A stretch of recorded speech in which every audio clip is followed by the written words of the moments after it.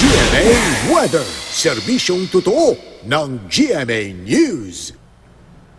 Mga kapuso, nakapagdala po ang Metro Manila ng bagong pinakamababang temperatura o minimum temperature buhat ng magsimula yung amihan. Yan yung last year pa, no? Naramdaman ang 19 degrees Celsius na lamig dyan sa may Science Garden sa Quezon City. Kahapon, alas 8 po ng umaga ayon sa Pag-asa. At ang magiging lagay ng panahon ngayong araw at sa darating na weekend din sa Metro Manila, maghapon na mababa ang tsansa ng ulan, malamig pa rin sa 21 degrees Celsius. Bukas po, araw ng Sabado, mababa pa rin ang tsansa ng ulan pero bahagyang iinit pero malamig pa rin sa 22 degrees Celsius. Sa linggo mga kapuso, may tsansa ng ulan sa ilang bahagi ng Metro Manila at mananatiling malamig pa rin sa umaga.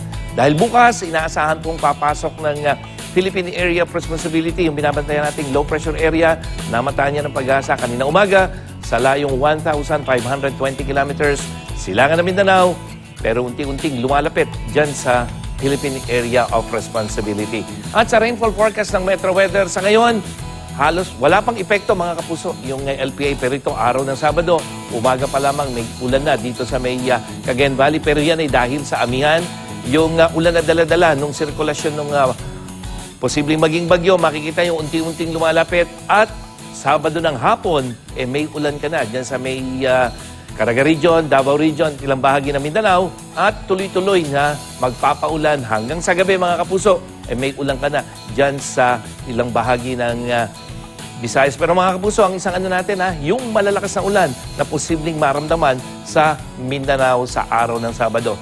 At pagdating ng Linggo, halos buong Visayas at Mindanao na ang may mga pag-ulan. At malalakas na ulan yan, kaya yung banta ng baha at landslide, mas mataas mga kapuso pagdating ng Sabado, Visayas, Mindanao at unti-unti hanggang dyan sa may Bicol Region, maranasan yung mga pag-ulan. Dulot nitong bagyong hindi natin inaasahan na magiging isang super typhoon.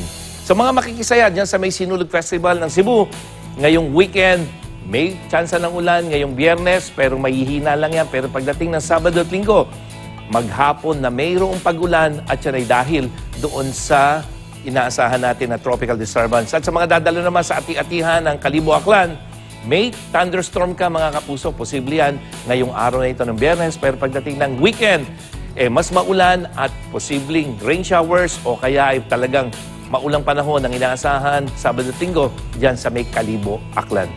At yan ang latest mula sa GMA Weather. Ako po si Nathaniel Cruz, magplano para sigurado. I am ready. Serbisyong totoo ng GMA News.